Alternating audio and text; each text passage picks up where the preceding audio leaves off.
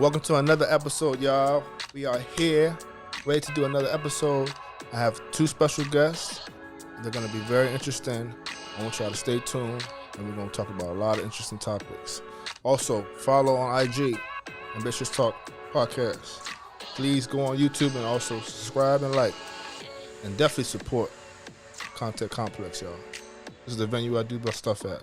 Please support. Go on IG, follow them at Content Complex. All right? So let's go ahead and get to it. All right, y'all. I have my first guest on this episode. This guy is a very creative guy. He has a very solid book here. It's called The Theory of Evolution is a Joke. And his name is Danny Erhardt. What's up, Danny? Congratulations, man. Oh, thank you, and I appreciate you inviting me on, Pat. That's right. Yeah, it's my pleasure. So let's get into this book. No hesitation. Okay. Go ahead, tell the people about the book. Well, I got saved in 1984, and the Lord, you know, He gives people certain gifts, and the gift He gave me was a strong desire for the truth. One of the first books somebody gave me in the church that I got saved in was one of the first books written. I think it was called Evolution: The Lie by Ken Ham. I could be wrong though. And that led me to many other books until I got to the point where it's like I just wanted to put it all together. Right. Dealing with evolution, which is idiotic scientifically. And it's proven in this book, not by me, but by all of the scientists and biologists and microbiologists and physicists, et cetera, that I quote. Okay. And the Big Bang Theory, which is ridiculous. I tell people this book deals with it scientifically, but I tell people, listen, if you believe in the Big Bang, then put your money where your mouth is, get yourself some dynamite, go into the woods and create yourself a housing development. You'll be a millionaire. And that's how ridiculous this universe was created from some explosion. That's nonsense. I agree. I mean, it's nonsense. But scientifically, it's nonsense. You had all of our colleges, universities, all of our media, all of our entertainment industry, it's their gospel, evolution, unfortunately. So I'm trying to destroy it. You're trying to destroy that theory, I guess, huh? Yeah. I mean, so when it comes to the evolution, give us that knowledge as far as what evolution means and the difference. Okay. Well, you see, there's micro and macro evolution. Microevolution is where Darwin and everybody after him made the mistake. You can see microevolution everywhere. Written into our DNA, which is in every cell in us and all living things, is the ability that the Creator, who's not an idiot, He gave us all the ability to adapt and to change. And that's where you see like these moths. You know, they can, the white moths will get eaten by the birds over in England, but the darker moths didn't because the trees were darker, you know. Well, that's not evolution. That's microevolution. That's just adaptability. So there's plenty of that going on. Macroevolution, which is one completely viable organism turning into another over whatever amount of time you want to create to make that miracle happen. It's ridiculous. It can never happen. And this book and all the people that I quote, not me, but all the people that I quote completely prove that is absolutely impossible. There is no argument between creation and evolution. Everything was created. There is no other choice. You know, you can call it Big Bird or whatever you want, but something made all this. It didn't make itself. That's right. And a lot of people actually made stuff, you know. It's not just out the sky and stuff, you know. No. And it's just it's a fact. I'm proud to say that a lot of black people have made stuff as well, you know. That's facts, right? Right. Yeah. So when it comes to this book, what how much dedication and time did it take to come with this book? I'm curious. Like Well, first of all, this is chapter 10 out of a 14-chapter book, which is 740 pages long, and that's 14 chapters, and it's a book about the truth. Right. Because I not only got into the truth about evolution, but the truth about other things. Like, okay, is there a God? Is there not a God? I don't care about speculation and opinion or what the majority thinks or what the elites think. Right. Can we prove one way or the other? It turns out we can. That's a chapter in the larger book. Jesus of Nazareth and God's free gift of eternal life is another chapter in the book. I mean, can we know for real that this is for real, you know? Of course, we have to come to it by faith. That's right. but faith can become knowing. So this is the larger book I tried to publish back in 2012, and it became a little too much for the publishing company. And so about 3 years ago, I pulled chapter 10 out, turned it into a individual book, and published that. That's right.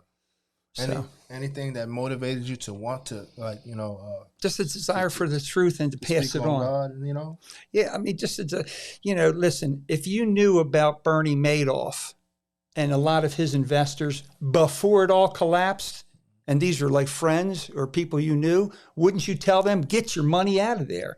People committed suicide. He just wiped them out. I don't know who that is. Bernie Madoff was this investor. He was a fake. He was, I don't know what the word you use for it is, but he scammed all these people. Oh, you can get 15% interest, Oh, really? And people thought they were getting, on paper, they were getting 15% interest or 20 or whatever. Right. And then after a number of years, there was no money there because he was yachts and traveling. Oh, man. It was terrible. But like I say, if you knew the truth about that, any decent human being would want to share that. And it's the same with the truth about evolution. We've all been lied to. Our kids are getting lied to now. It's terrible. Yeah, but, I mean, it starts at school, too. I mean, there's certain things they don't teach in school, and it's up to, parents and relatives and stuff. Yeah. To, Yeah, the lie has a stranglehold on our educational system, unfortunately. It's the truth, though. I'd love to see it, be chipped away if this book becomes popular, and that's up to the Lord, not me. You know. Oh yeah. We're definitely here to promote this book, man. It's just the cover right here. This is how it looks. $11.99 on Amazon. $11.99 on Amazon, man, and you can get it with audio. It's just I got into the book a little bit, but I haven't finished it yet. I'm going to get into it. From just you got the Kindle version. The Kindle version. Yeah. Kindle, audio, and the introduction, book. Man. This is really detailed, man. It's really nice. Bit of bing, bit of bang. So you want to make more books? I want to sell millions of copies. Listen, the Lord has blessed me. I have a little small business. I have a little money I need. That's right. I got a nice wife. I got everything. I got plenty of kids. That's right. I'm trying to share the truth with others. How old are you? Let me see. I'm 49. He said, let me see. 70. I'll be 70 in a few months. You said 49. That's right. So I met him actually. We've been at LA Fitness, right? Yeah. Playing basketball. He actually can play basketball. Like, his jump shot is like one of the best jump shots I've ever seen. Like, you leave him open, it's like you could just go ahead and count the bucket. It's just going in. Like, it's going in. And I didn't pay him to say that. No, he did not. I'm just like, man. Pat, you're a hell of a ball player too. Yeah, I love basketball. Anybody who knows me knows I love basketball, man. And just being there with you and seeing that, I'm like, okay, he motivated me. We'd be on the same team. You hit a three, I just come down and hit a three. Like, amen. Yeah. So, man, I'm back and forth. When I saw you just at the what was it, Giant Food, yeah, right. Yeah. We were standing there, I was like, checking out. Yeah, I'm definitely about I sure appreciate you inviting me on. Yeah, definitely, man. So, with this book here, let's get into the whole thought process of trying to be informative with the truth and Well, let me share one thing. The book shares hundreds and hundreds of facts. Okay. There are actually thousands of scientific facts, and nobody disagrees with these facts. Each one of those facts, if you look at it individually, each one of those facts makes a laughing stock out of the theory of evolution. It completely destroys it. I'm just going to leave one. You can destroy evolution in 3 words: 60,000 miles. Hey. There are 60,000 miles of blood vessels in the human body. Now, how can that be? You know how long a mile is? 60,000 miles? But here's the deal. There's 100 trillion cells. I just touched the skin on my forearm. I'm touching millions of cells just on the surface of the skin. Well, the blood system has to touch every cell to give it carbohydrates, to give it oxygen, to take away waste products like what goes out your urine, take away carbon dioxide. And that's why you have 60,000 miles. Now, let me ask you a question. Mr. Evolutionist, he's not here, but if he were, how does 60,000 miles of blood vessels put themselves in the exact right position throughout the human body with far, far beyond micrometer accuracy? Mm-hmm. How does it do that accidentally by random chance? That's all evolution is, accidental random chance. It can't. It's impossible. Mathematicians have proven that anything with odds greater than 1 in 10 to the 66 power, 10 with 66 zeros behind it, 10 trillion, trillion, trillion, trillion. They have proven mathematically, and don't ask me how, that nothing, even if the universe lasted for an infinite number of years, nothing with odds that or greater could ever make it can ever happen. Well, 60,000, I don't know what the exact number is, but I think it's like 1 in 10 to the trillionth power.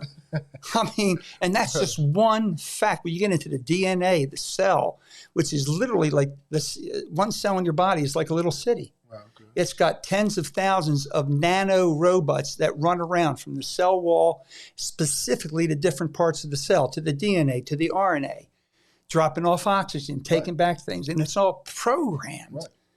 It just did itself. And the brain is the one that's, Yeah. So it could never happen. And, we just destroyed evolution. I'll send you my bill in the morning. Don't send a bill. Oh, Lord. All right. So when it comes to this book. Yes, sir. What's the time frame of this book, and how did it all become apart?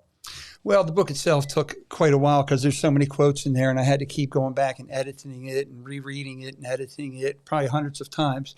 That doesn't mean I read the whole book and edited the whole book, but parts of it, so hundreds and hundreds of times. But as far as where all this came from, that's a discussion that the book does get into. We know evolution is a complete idiotic lie. It has nothing to do with science or reality. The same with the Big Bang Theory, with all due respect to our genius, deceased friend, Mr. Hawking. The Big Bang Theory is idiotic, and this book goes into that. I quote scientists, physicists that destroy it, okay, and give the alternative. But here's the deal. Where did all this come from? Well, it turns out Genesis, and this book deals with it, is absolutely historically and scientifically accurate, okay? The world was created, the universe was created 6,000 years ago. What about these hundreds and billions of years? How about those galaxies that are a billion light years away? That's true, they are, but here's the deal. It says very clearly when God created the world, he stretched it out like a curtain. What happens? He created the world, matter, and then light, and then he stretched it all out. As he stretched it out, he made the stars, the galaxies, and everything. Okay, what happens to light when you stretch it out? The Doppler effect. So the misreading of the Doppler effect says it's 15 billion light years away. Wrong. It's been stretched. It's only 6,000 years old, but it's been stretched out for 15 billion light years of length. And that's what stretches it out. So we just destroyed their whole thing about, wait a minute now, sure. We know we're right. The universe has to be billions of years old. And the book deals with that. So, one author that I quote in here, I think his name is Humphreys. He's a physicist. He worked out there in, what's that place out there in the Arizona or someplace where they do all the nuclear bombs. But he worked out, I know the name of it, but it escapes me. Okay. He worked out there, Mr. Humphreys, and he wrote a book, and he talked about how using his knowledge of physics and the Bible, he took those first few verses where it says that the Spirit of God hovered upon the face of the deep. Well, what is the deep? There's a movie, The Deep. It's about the ocean. It's about water.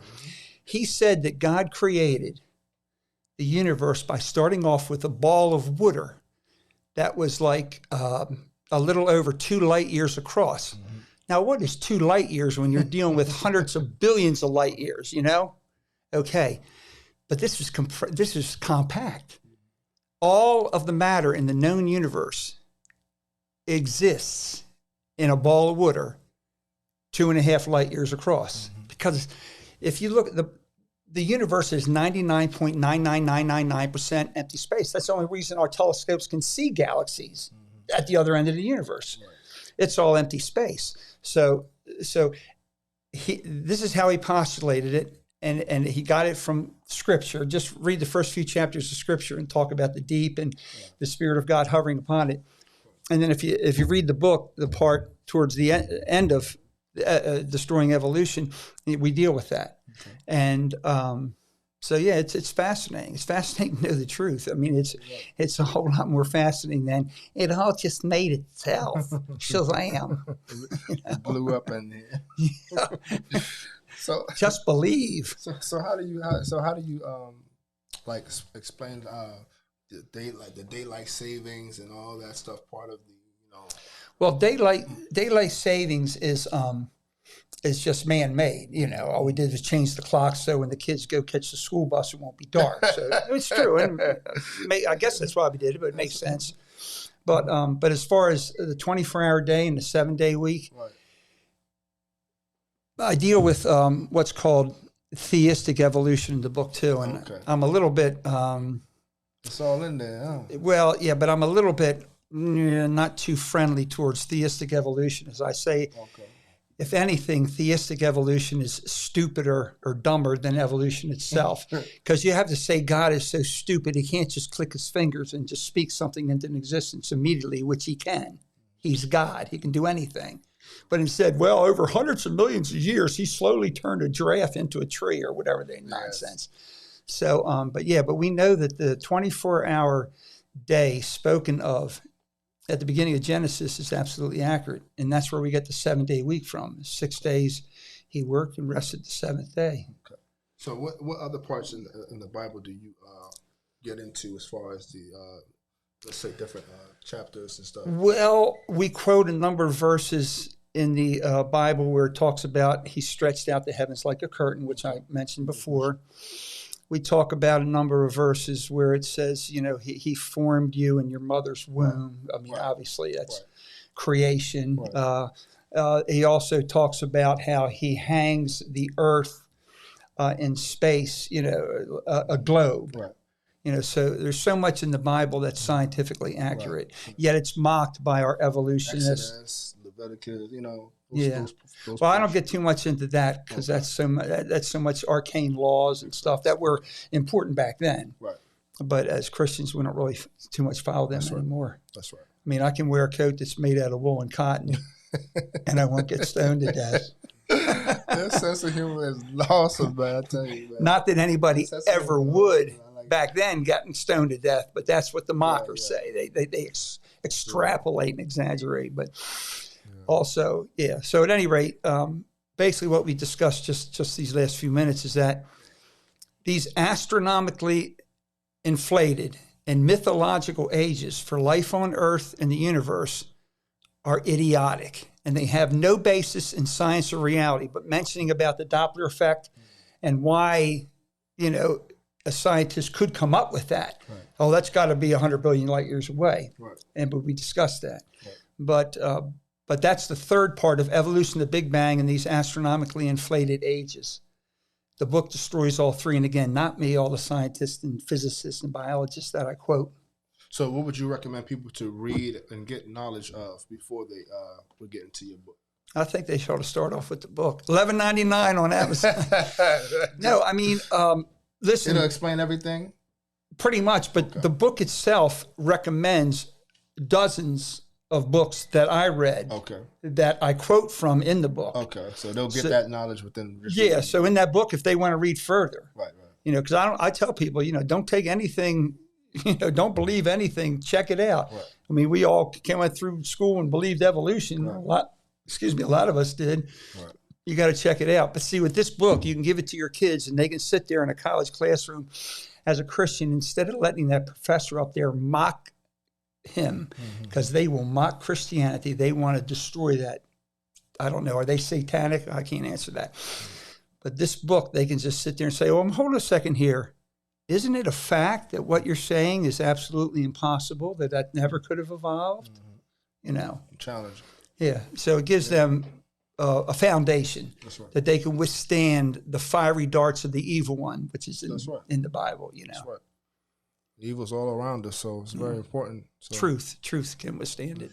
So, man, I mean, so with all that being said, like, where can people follow you and, you know, shout out your information? Well, I have a website. I don't really spend much time on it because the book hasn't taken off yet. Okay. I just picked up a couple months ago a book agent, and you will not get a book agent because the book agent doesn't get paid a penny.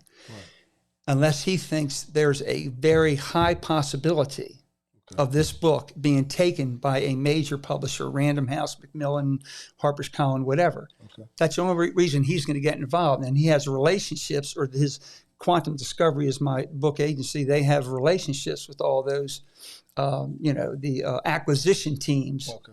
at these places. So I'm hoping, it takes off due to that. But it's all up to the Lord. I did what I was supposed to do. That's right. I spent a whole lot of time putting that book together. That's why I asked. I'm like, man, how many pages is this? Let me see. It's what's it say? Say 280. Yeah, like 280, something like that.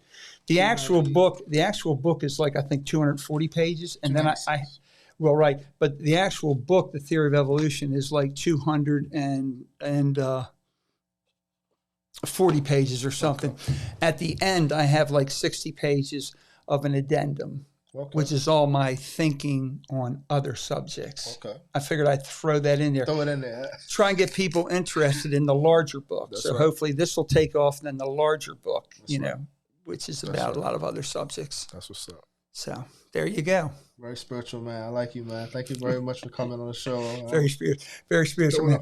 My wife would argue with you about Why? That. Why would she argue that? Because I'm a humane being. Oh my gosh.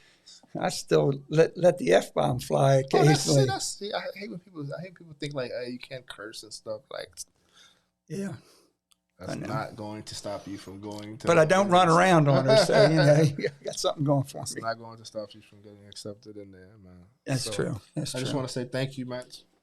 Thank you, and we wish you continued more success. And amen. Please keep in touch. I will, for sure. I'm going to watch the podcast when it comes on. And I'm going to put a picture of this on here. Oh, man, I appreciate you. Thank you so much. And go on Amazon and support. So we're going to have another guest come on. Stay tuned. Thank you, sir. Thank you, man. You are the man. Thank you. All right, y'all. We back. So my next guest, y'all, is a very special person to me, man. I used to play high school football. I didn't get into football, actually, until I got into high school. And I just fell in love with football. I mean, and then to have him be that guy that was there and push me and want to just continue playing football, it was very, very, very important for him to come in my life. And I'm glad to say he's here on my podcast. Give it up, please, for my coach, Mr. Coach Kenny Gray. Hello, sir. How you doing, man? It's a pleasure, man. Always a pleasure to be around you on my podcast. We've been talking about this for a while, and it's now into fruition. Well, you said you wanted me to come in, and I told you whatever you want. Like I always tell all my young guys, you guys were my kids almost, That's right. And I watched you guys grow up from age 13 years old. Right. And when you talk about 13-year-olds, I don't know how old you are now. 35. So you do that math between 13 and 35. And something that we coaches do, we put in this thing about identity. That's right. The game of football is easy. Game of basketball is easy. Game of sport is easy. But who's going to implement what it is I'm trying to do? That's right. I need to find those individuals that's going to go on that field that I can trust without, on practice, I can put my foot in your butt. Oh, man. On the field is coach and say, hey, Mr. Fisher. It's 2 day practices. Oh, yeah, 6 hours. What lines he go like this? Yeah.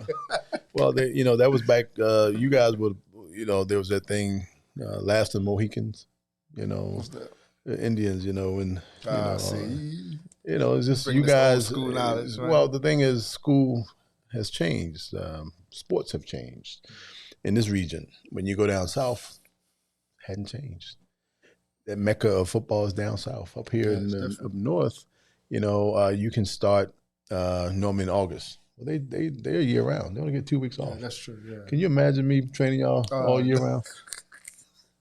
But that's what it was, man. You guys. You made me who I am. I never wanted to coach, but you never wanted to coach? Never wanted to coach, man. Everybody. Man, hold on. Let's talk, man. What you wanted to say? I'm glad you're here. Yeah. I'm about to ask you a question. You know that, right? Go ahead, man. So, what did you want to do before you actually got into coaching?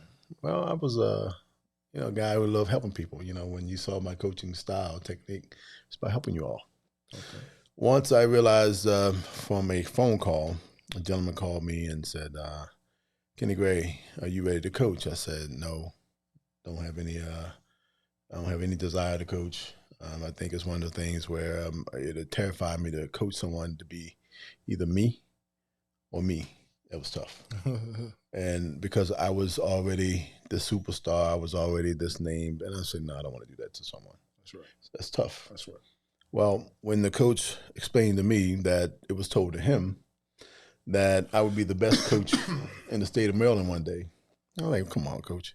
What are you talking about? He said, well, it was told to me that you would be the best coach in the state of Maryland one day. Right. I said, Coach, who told you something like that? So watch these numbers now.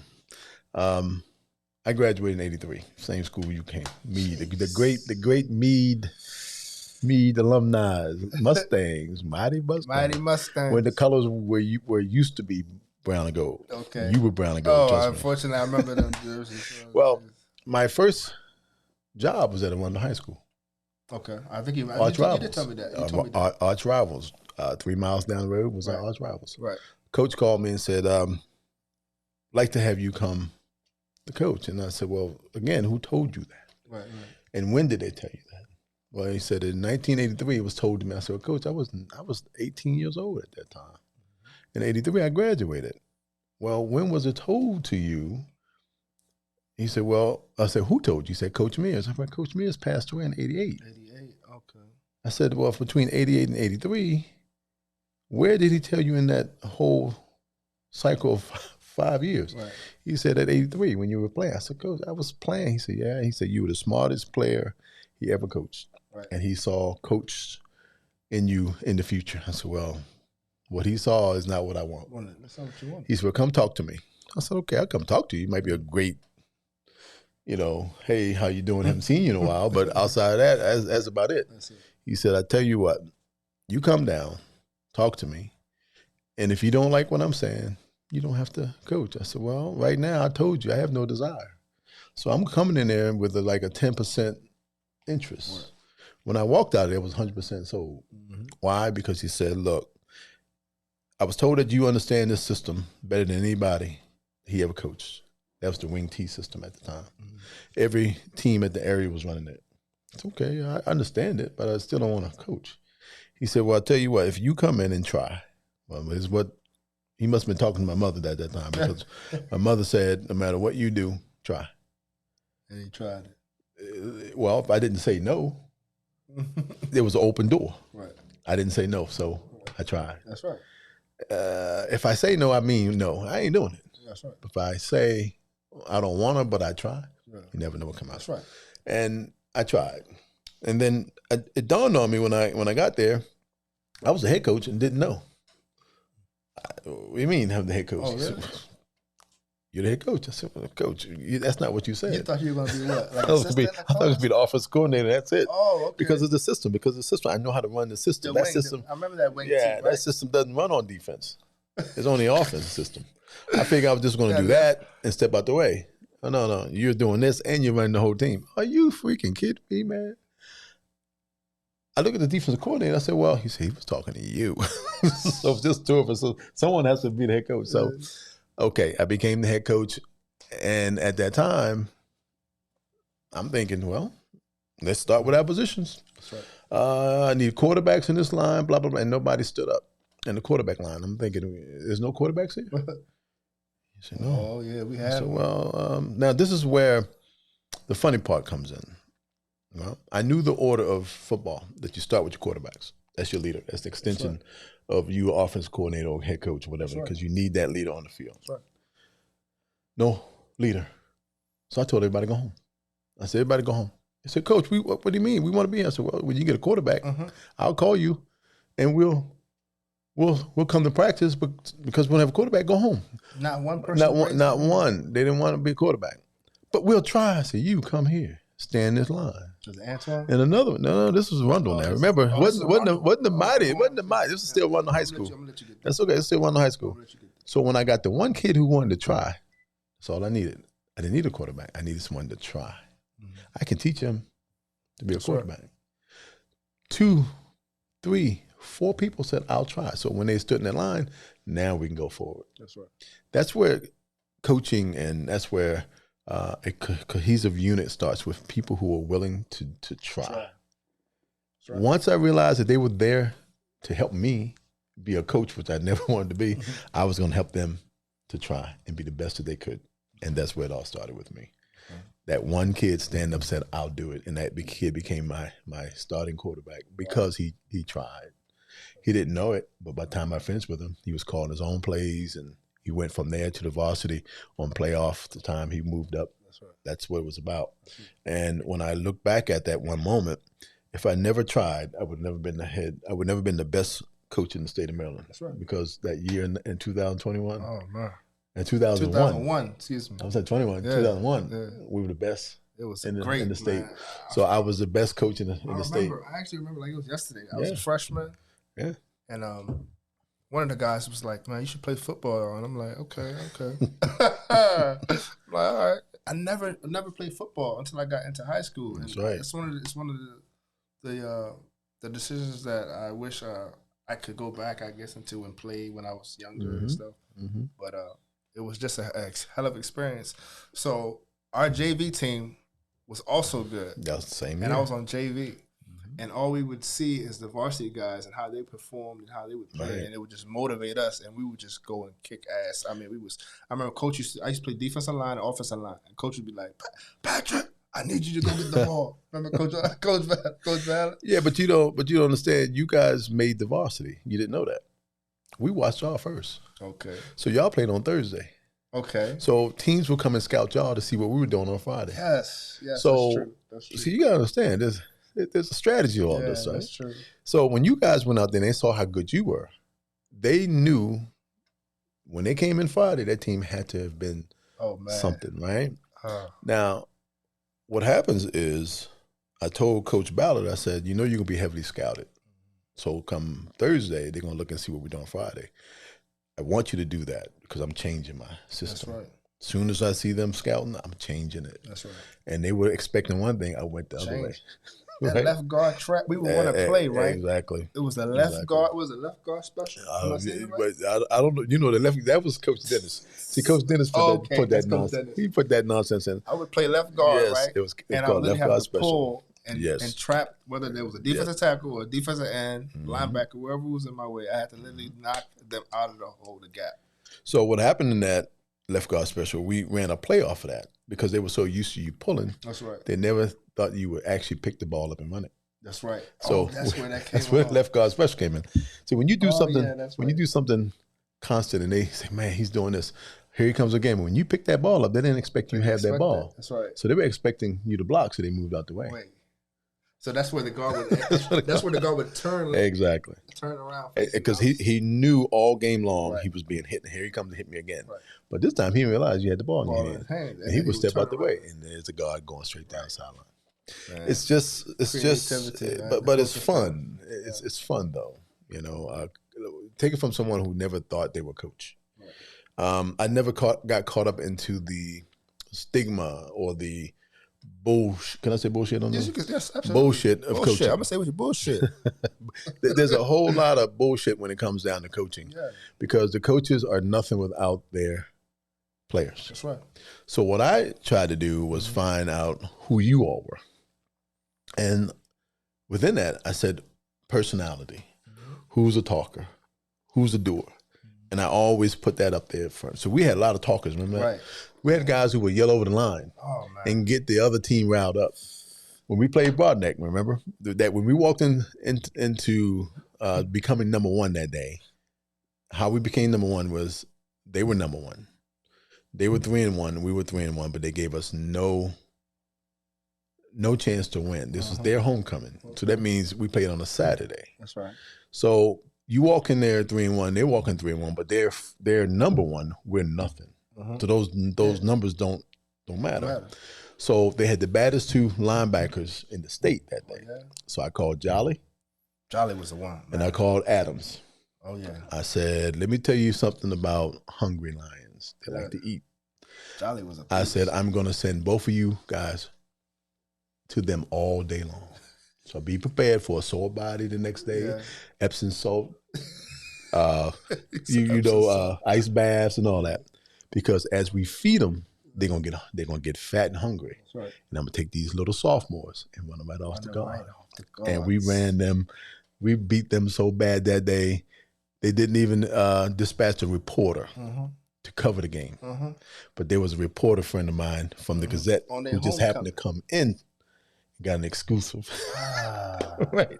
I said, I want you to understand two things, sir. When you put this in your reporting, to be the man, you have to beat the man. That's right. We just beat the man. That makes us number one. That's right. We never look back. I want to get into how special some players were on the team. And you know I'm going to ask you. Because Rodney Jackson was special. Antoine Smith was special. Both those two guys. They were just names. Why would they be any more special than the rest of you all?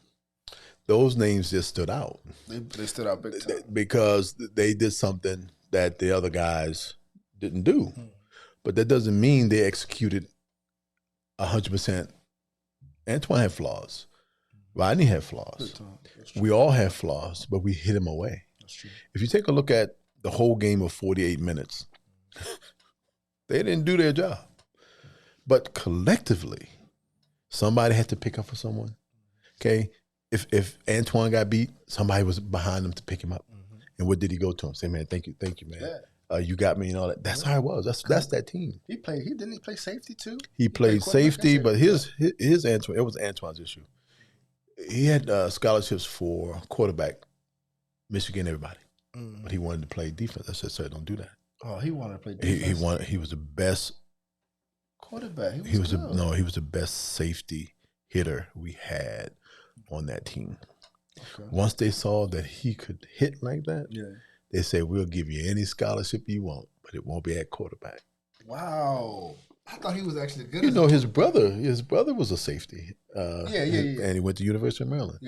One play. Damn. We were actually the coach for Penn State now was at Maryland, and he came to recruit 4 guys from Friendly High School. Okay. And we knew Washington.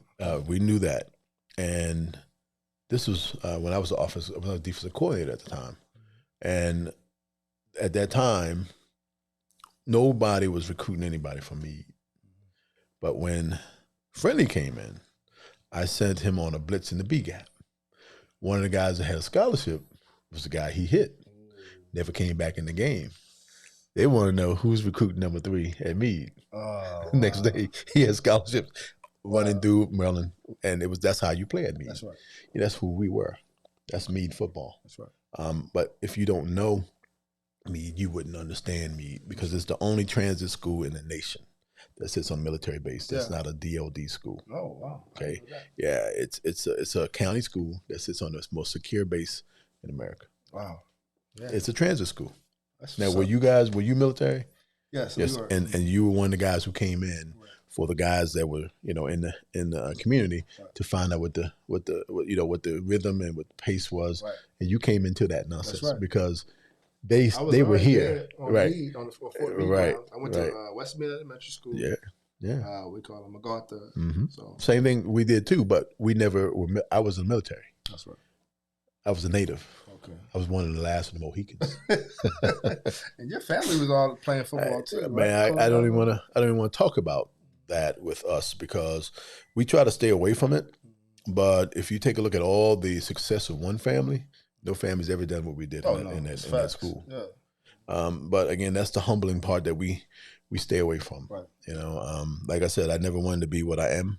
I'll be a coach for the rest of my life. And I think you asked me a question earlier about life after coach.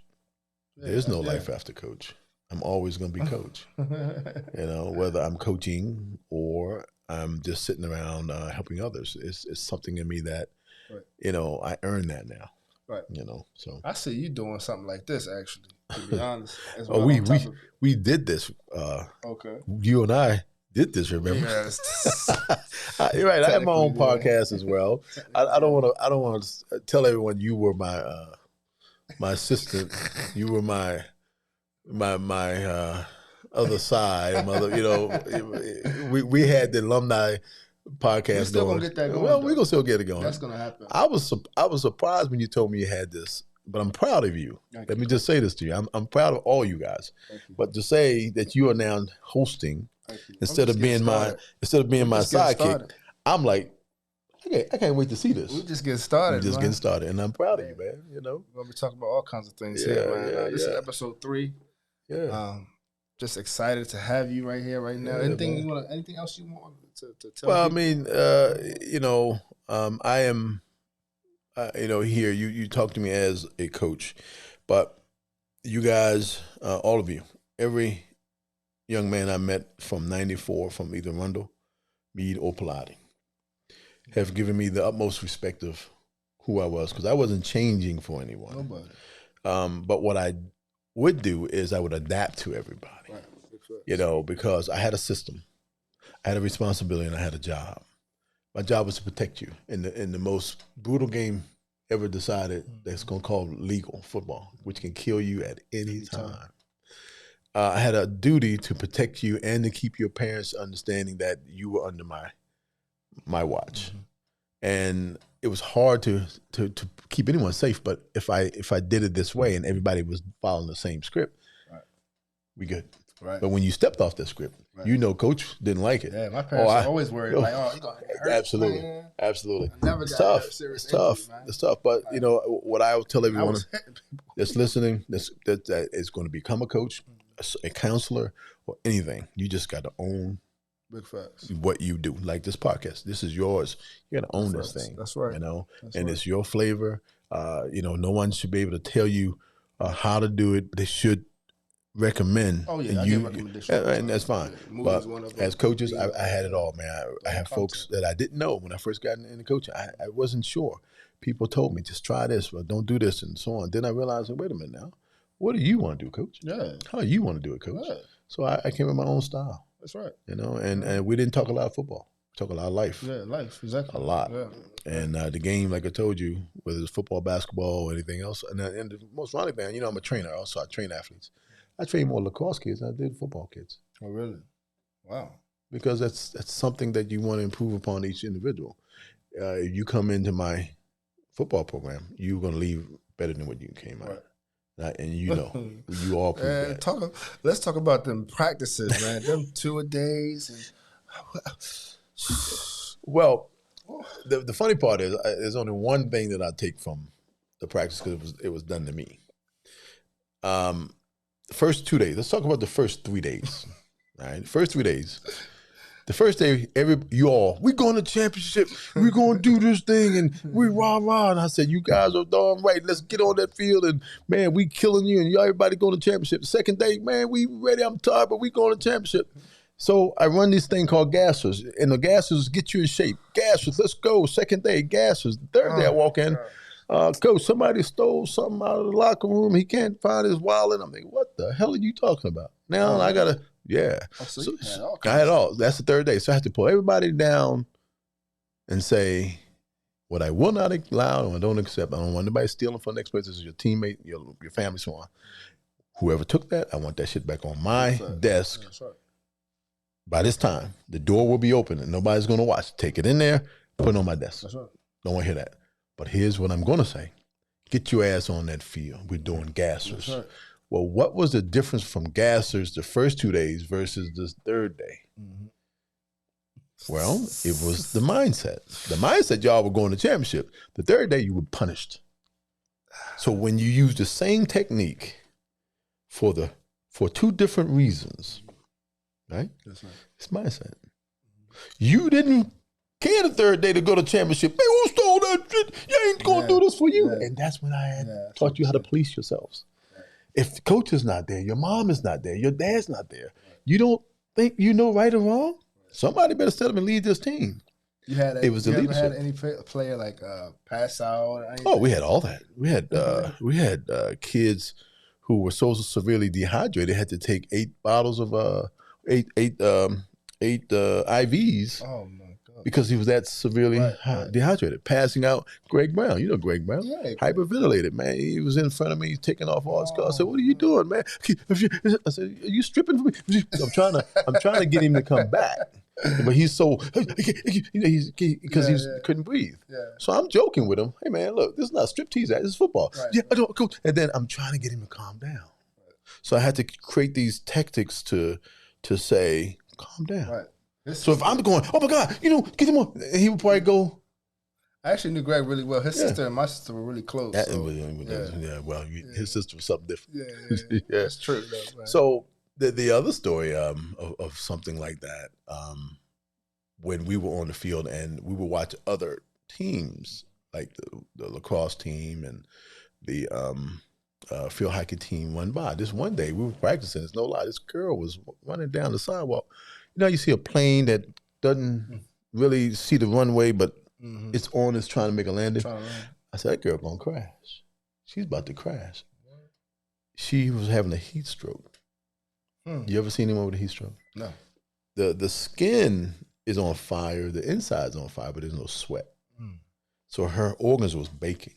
Oh man, there's no sweat. And it was the scariest thing I've ever seen because this girl didn't know where she was. She was only doing it for the coach because she wanted to make the team. Really? All y'all do that. All of y'all do that. And that's what She collapsed? No, I'm talking. Yeah, she did collapse. But when I say all y'all do that, every kid that I've ever coached wanted to make a impression for me and other coaches. And it's the truth, though. I can say that. I remember when I first met you. Exactly. When I first met you, coach was like, man, who are you, man? You got a head on you, man. You got a helmet. I don't know if we got a helmet for you. I said, Coach. I did say that. I said, it's still true today. He said, Coach. It's still true I today. said, Coach, man, stop messing with me, man. I'm trying to play football, man. Yeah. He said, all right, we're gonna try to get you something.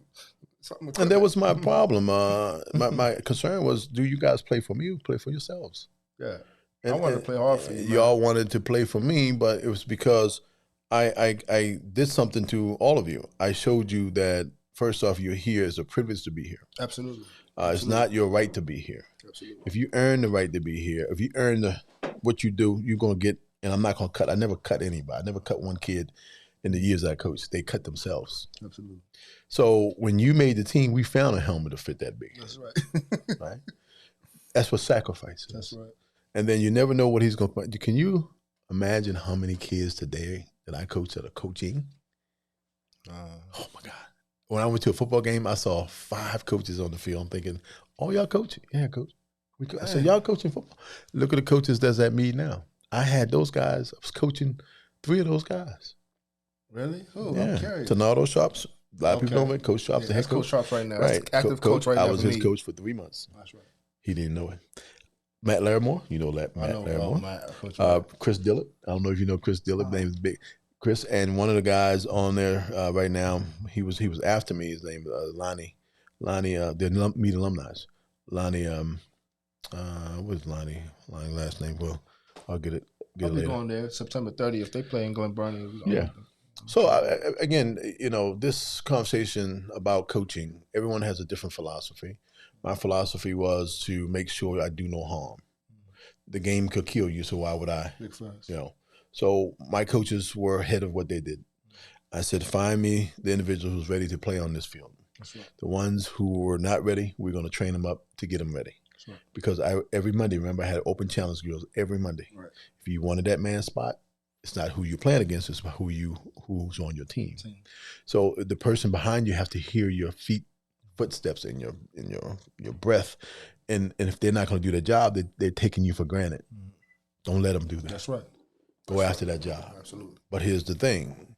If you take his job in this battle and you don't know what to do in the game, he gets his job back. Yeah, you got to maintain. It's pretty fair, right? Right. Absolutely. Yeah. So, I mean, I want to hear your side as far as how the game of football, how you've taken it and how it's shaped you to be the great person that you are. Great. Oh my God, great. Yeah, great. You are. And to the young, how you feel about them, trying to pursue their dreams as far as playing sports. Well, what they should do. Well, update. I'll give you an update on, you say, life after coach. Well, I'm now the coach with ESPN. A lot of people don't know that. What? We had a launch in June. We're doing recruiting for college right now. Okay. So we're in the game of recruiting with Nike, Under Armour. That's what's up, coach, man. All those guys. So I'm the only coach in the country that's running this right now. We did a signing. We're with ESPN and NFLPA. Wow. So the young lady I'm working with, son died on the football field. Well, he got hurt on the football field, but it was the injury that he had. Just recently? No, it was years ago. Oh, okay.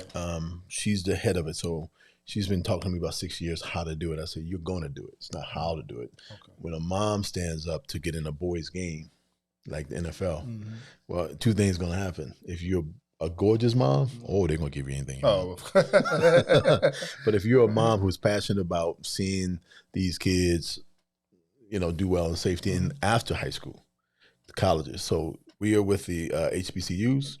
When you saw the kickoff classic with Howard and Alabama A&M down a couple weeks ago, we were there too. Oh, wow. So we're with what's called Future MVPs. Okay. I'm the coach. She's the owner. That's all we need to say. Man. So I'm still in the game. So we're bringing it to Maryland next year at Meade High School. That's the site we're looking at now. Okay. Your 11th and 12th graders, for any colleges that want to see these athletes, or call us any high school students that's 11th, 12th grade, we're going to be at that school. Is there a website or something people can follow? Yes, but I don't have it, but I want to get everything, but I'll send it back to you. That's right. You can, when you do, you shout it out later. Right. But right now, with her website, I don't have all that content because I'm in Maryland, they're in Georgia. Okay. So, again, we are coming strong. That's what's up. And for any kid who feels that they can play in the next level, come. But if you can't, we bring the Army out for recruiters. Right. And if you can go to that route, and we even had a nurse come out and say, if you want to do nursing, come on out. So getting to the next level, coaching is not just football. Yeah. I'm happy to see a lot of female coaches. And me that. A lot of big people don't understand. Women love football. Absolutely. Right? Today, they're into it, man. I know women would go and say, look, you don't have to come, right? But I'm going to the sports bar to watch football. And I ask these ladies, do y'all know what you're watching? We don't need to know what we're watching. They don't need to know what they're watching, They just know. We don't need to know what they're watching. Right. So so that's a little news for you. So coaching doesn't end. Like I told you, whether I'm on the field or not, I'm still helping these kids. That's right. So I'll quit when God calls me off. That's my retirement. That's right. Man, keep going, man. I'm definitely glad that you're here and talk about this, and I'm gonna stay supporting you, and just very thankful that you're on the show, man. Hey, man, anytime. So, any last words you want to say? Well, I'm proud of you. For the to sit here at any time interviewing, anyone like myself and the last guest. You got to be very versatile in here to go here and there. So I'm proud of you, man. It takes an art to do this. Oh man, like I said, we're just getting started, and we're just gonna try to do more things here. If there's any events going on, I'll stay up to date on letting people know. I have some events, so I do. That's my company. A bunch of NBA players call me. They want to do what I do. I have a signature fundraiser called Beat the Pro. Okay. So I have a bunch of NBA players who want to come in and align with that. So we're looking at DC and Bowie State right now to do sites or something people can check or find out. Well, I'm dealing with them right now. When I get it up, you'll be first one to know in that social media realm. But he just called me last weekend, so I already have 2 sites for him already. So we'll see what we'll do. All right. But other than that, man. Proud of you, man. Thank you very much, man. Thank you for coming to the show, y'all. Right. Hey, I want y'all to make sure y'all go and follow on IG at Ambitious Talk Podcast. Check on Facebook as well. And definitely subscribe and like on YouTube. Don't forget, like Content Complex. Come check us out next show, all right? We'll be talking.